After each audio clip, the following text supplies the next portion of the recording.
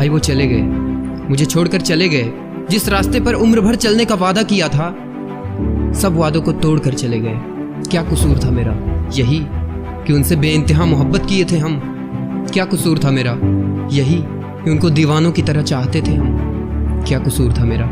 यही कि उनकी एक हंसी पे पूरी दुनिया वार दिया करते थे, या फिर ये कि उनकी छोटी सी खुशी के लिए अपने सपनों को भी मार दिया करते थे।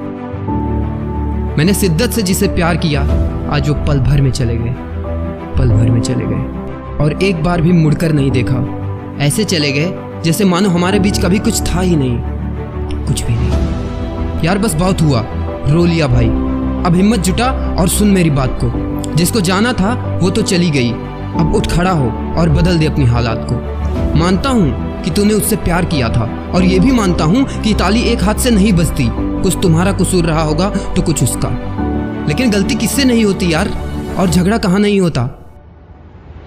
अगर वो जरा से झगड़े पर तुझे छोड़कर चली गई ना, तो सुन ले एक सच्चाई कि उसने कभी तुझसे प्यार किया ही नहीं था। जो तुझे छोड़कर चली गई, जिस प्यार के लिए तू रो रहा है ना, वो कभी तेरा था ही नहीं, और ना ही कभी उसने तुझसे प्यार किया था।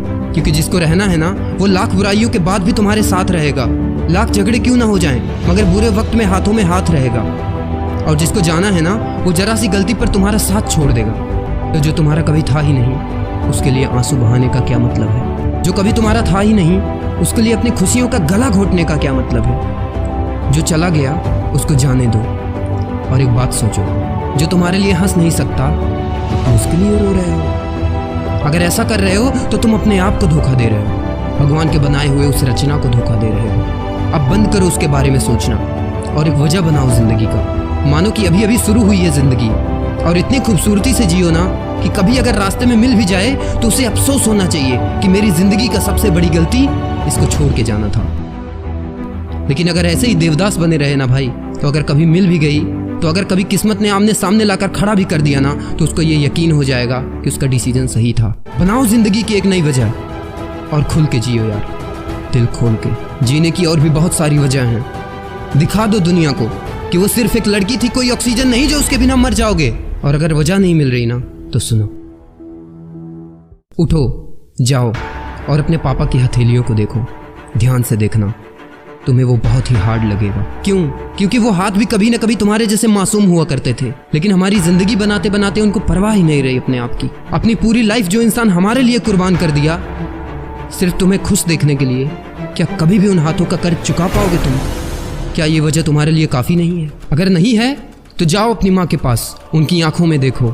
जो चॉकलेट गर्लफ्रेंड को खिलाते थे ना, एक बार वही चॉकलेट माँ के लिए लेके जाना और बोलना, माँ happy Valentine's day, I love you, तुम मेरी जिंदगी हो। तब जब उनके चेहरे पर वो मुस्कान दिखेगी ना, तब तुम्हें समझ में आ जाएगा कि यार मेरी माँ की हंसी के लिए ना ऐसी लाखों कुर्बान, जो तुम्हारा ख्याल नहीं रख पाई, जो तुम्हें समझ नहीं पाई। क्या तुम्हें लगता है कि अगर वो वापस भी आ जाए तो तुम्हारी माँ को उतना सम्मान और वो प्यार दे पाएगी? कभी नहीं, कभी नहीं। क्या ये वजह काफी नहीं है? जाओ अपनी दीदी के पास, और जो प्यार से बुलाती थी ना, ओए हीरो, भले ही दिन भर लड़ ले, मगर तुम्हें दुख होने पर सबसे लड़ जाती थी। जब तुम्हें टूटा हुआ ऐसे देखेगी तो जो दर्द होगा उसे, क्या उस दर्द की कीमत तुम कभी चुका पाओगे? क्या उस दर्द का कर्ज तुम कभी चुका पाओगे? कभी नहीं, कभी नहीं। तो अब तुम्हारा कोई भी कदम उसके लिए या फिर उसको प्रूव करने के लिए नहीं होना चाहिए। बस मेहनत और स्ट्रगल करो उस दिन के लिए जब तुम्हारे पापा कंधे पर हाथ रखकर बोले कि बेटा I am proud of you. Mummy बोले कि मुझे गर्व है ऐसे संतान पर, और बहन बोले कि मेरा भाई सिर्फ बोलने के लिए नहीं, सच में हीरो है, सच में हीरो है। और मैं कहता हूँ, अगर समझ गए ना दोस्त, तो असली जिंदगी के हीरो बन जाओगे, हीरो बन जाओ। मेरे दोस्त, अगर आपको लगता है कि जीने के लिए बहुत सारी वजह हैं और ज़िंदगी में सिर्फ यही नहीं बहुत कुछ करने को बाकी है यार, तो सब्सक्राइब करो चैनल को और बेल आइकन को हिट करना, ताकि आप हमेशा मोटिवेशन से और पॉजिटिविटी से भरे रहें।